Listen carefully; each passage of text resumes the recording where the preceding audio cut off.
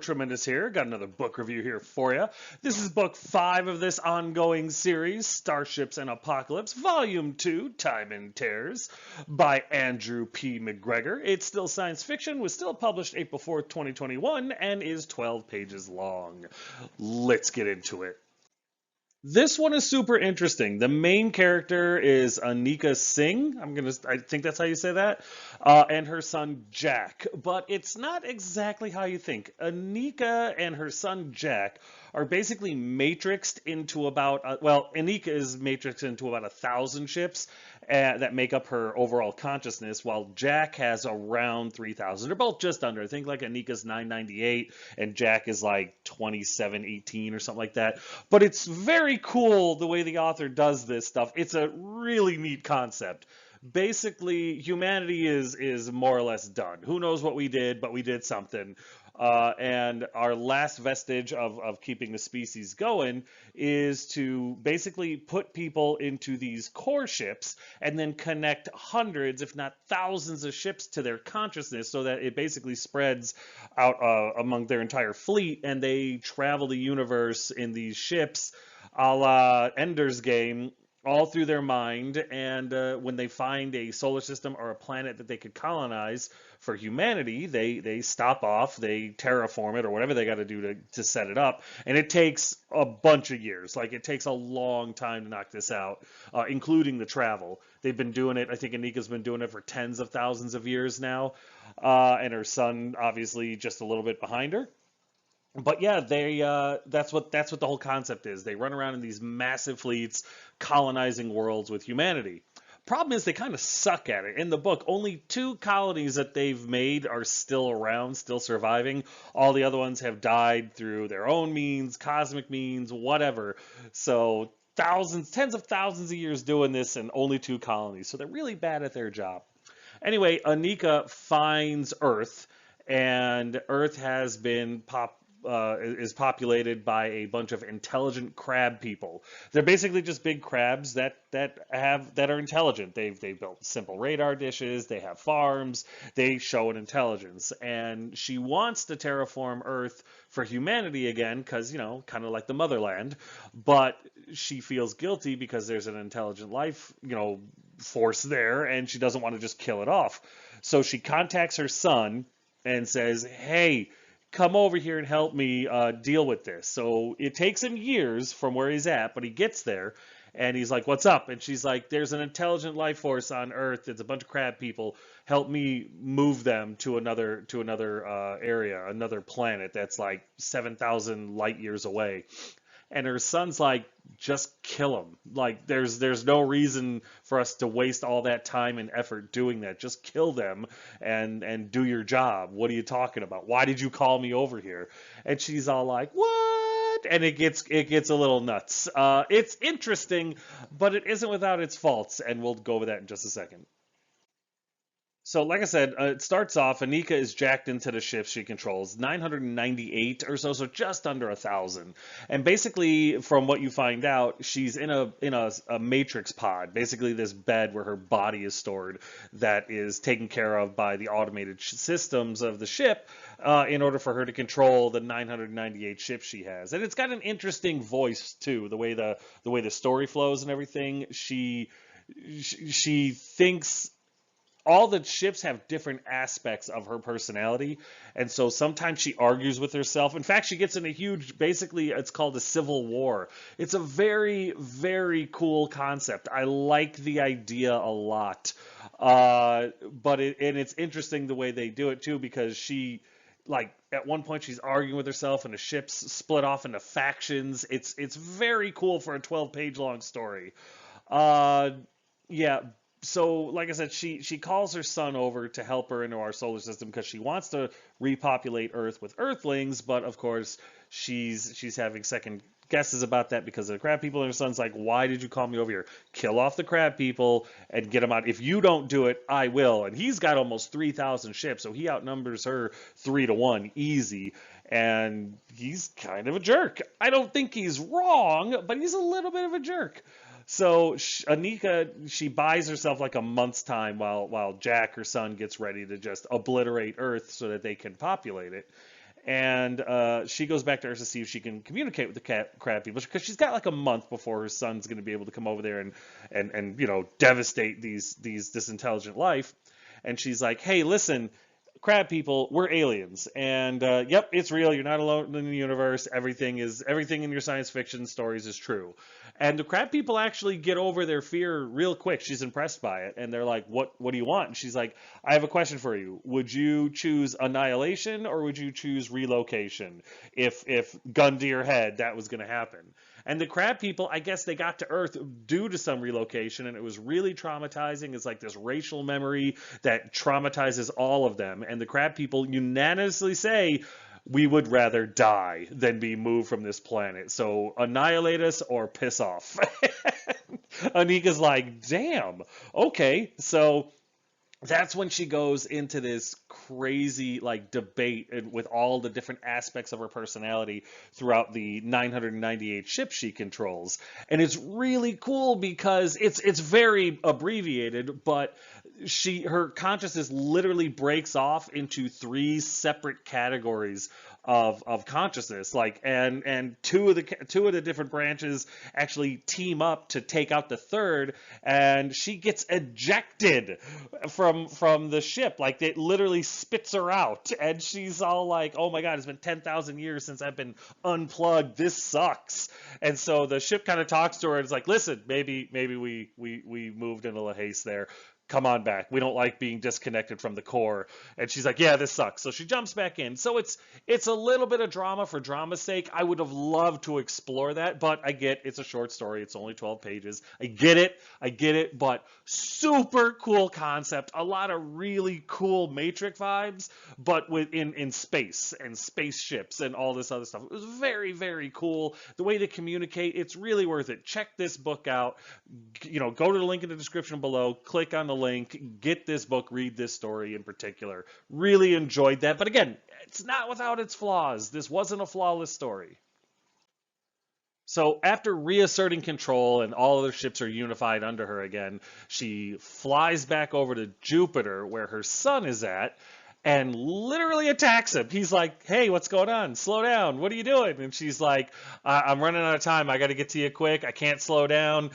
Just give me 1 second. And by the time her son realizes that she's about to attack him, it's too late. His ships are too far away to defend the core ship, because why would they be around him? He's setting up for his attack against Earth. He's spreading out. He's getting ready to do his thing. He had no reason to believe she would attack him. She literally murks him. It was awesome. She charges in, knows exactly which ship is her son's, because of course she does. It would not be information that she wouldn't have. It's where her son's body is kept. But the author established that by spitting out Anika for a minute, just long enough for everyone to know, the reader to know, oh, the physical body is there. So she gets to her son's ship, the core ship, where his physical body's at, and literally nukes it, just destroys him, burns him away, and then incorporates the remaining ships in his fleet, because there's this big battle, into her own consciousness. Basically, at the end, there's like, she has just under 1,300 ships under her control, which makes her consciousness even larger. It expands more. And the crab people, one of the crab people that she initially contacts somehow sees it. I don't understand that. I don't know if the crab person's on the ship or if it's somehow seeing it through a telescope on Earth. But the author never gave any indication that they were that advanced. Yes, they had radar dishes. Yes, they could communicate. They had those, rudimentary systems very similar to ours now. But it kind of shows one of the crab people watching the fight over Jupiter. How? I don't know if the crab is on the ship or if it's still on Earth. I got the feeling it was still on Earth, but it doesn't make any sense. And honestly, it's like this extra paragraph. It's like 4 sentences where the crab is like, oh, she saved us. It felt unnecessary, and it was disconnecting from the rest of the story. It was immersion breaking. You just get through this really cool battle, this emotional scene, not too emotional because it's only 12 pages, but it's like, wow, she just murked her own son in order to save this life, this life on Earth. It was interesting. But you kind of get yanked out of the emotional experience, because all of a sudden you're seeing things through this crab person, and it's like, how the hell is this person seeing what's going on? If they're on Earth, what technology do they have that would allow them to see anything over in Jupiter. Even our stuff, like from Earth, we would vaguely see Jupiter. We wouldn't see a battle going. I don't care how many ships are on there. And if the crab person is on the ship, why? And which ship and what's going on? When did that happen? So very confusing. It almost feels like a part of the story that was supposed to be removed and wasn't. But another really cool aspect of this story is the numbers. Like it's Anika 998, and the 998, you don't know what it means at first. It's how many ships are in her fleet. And so when Jack 2417 or whatever it is shows up, or 2918 or whatever his number was shows up, it's like, oh wow, his fleet is much bigger. But once you figure that out, like how big Jack is compared to Anika is really cool. And then during the battle, they're talking back and forth at each other, and the numbers keep getting smaller and smaller because they're fighting each other. Such a cool concept. I've never seen that before in literature, at least not like this. I really thought that was clever. I thought that was very cool, because without saying, oh, and hundreds of ships are exploding, instead of 998, now I'm seeing 547. Oh my gosh, she's lost almost half her fleet. This is crazy. Now it's like, oh my God, what's happening? So cool. It's such a great way to engage the reader. This is genius level writing right here. I was super impressed by that. So in the end, after killing her son, she does save the crab people, but and incorporates her son's remaining ships. So she's like just under 1,300 strong. So she comes out stronger, which is horrible, but awesome. It was just like, wow. And then, she leaves the crab people alone, goes about her business, but she's incorporated her son's personality in her own a little bit by taking over his ships. And it even says it's going to take her a long time, hundreds, if not thousands of years, to stop arguing internally with herself, because, obviously some of her son's personality isn't thrilled with the betrayal and the killing of her son, but they're getting over it. Well, it's interesting because the hive mind thing starts getting her to regret helping the crab people, and she starts contemplating revenge on them for forcing her to kill her son. And she's fighting off the urge for revenge. She doesn't like the idea, but she's losing. And at the end of the story, that was my biggest problem with this. There's no completion. It's not even a cliffhanger. It's like the story falls off a cliff. Again, I want to say, I know I just said it's not a cliffhanger, and I said he falls off a cliff, but there's a difference. There's a difference between hanging precariously from the edge, or are they going to fall, are they not going to fall, and then the ground just falls out from under you. The story ends incredibly weakly, and it's frustrating because it's such a good story, and it's such a unique concept, and it's a lot of fun, but the ending, it goes from Anika is doing the right thing, the quote unquote right thing, by saving this intelligent life on Earth, but by doing a horrible thing, which is killing her son. And then instead of just moving on and her struggling with it or whatever, now it's like she might go back and murk all the crabs, basically making the murder of her son and the destruction of all the ships moot, like actually the wrong choice or something like that. It was very confusing. It was very weird. And for a 12-page story, it was disappointing. The ending really ruined the story for me. And that's a shame, because this was a very cool story right up until that point. That all being said, I still gave this story a solid 4 out of 5 stars. I really liked this story. I didn't love it. And the reason that this isn't a 5-star story is twofold. One is a nitpick, and that's the crab somehow seeing what the hell was going on from Earth to Jupiter, or if it was on the ship, why? Why would it be on the ship? It doesn't make any sense. And two, the ending. The ending just killed all the excitement and momentum the story had. It just didn't make any sense to me. It was a bad ending, in my opinion. And I reread it a couple of times going, am I being fair? Am I being too greedy? Screw that. I'm the reader. I want what I want. That being said, this is just one guy's opinion. If you're not sure, if you disagree, please put it in the comment section. But if you haven't read the story yet, please click on the link in the description below, buy this book, check out the story, and then come back and throw it in the comment section what you think. Did you like it? Did you not like it? Was it somewhere in the middle? Because I thought it was an excellent story. I really did. But the reason I couldn't give it 5 out of 5 is because that ending just killed me. Like how she would change her mind about the decision like that. Even though her son's influence is in there now, it's a fraction of her overall unique, what's it called? Consciousness. Yeah, I mean, I know she was down to like half that number, and so most of her ships are her son's now, but she's still in charge. It's still her mind that's in charge.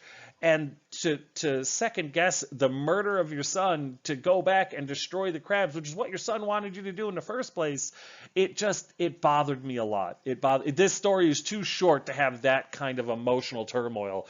Pick a lane. If you want to go further and if you want to address that kind of mind, mental gymnastics or whatever you want to call it, fine. But you know what? You know what, Andrew? Go ahead and make this one a full-blown novel. Make it a full-blown novel.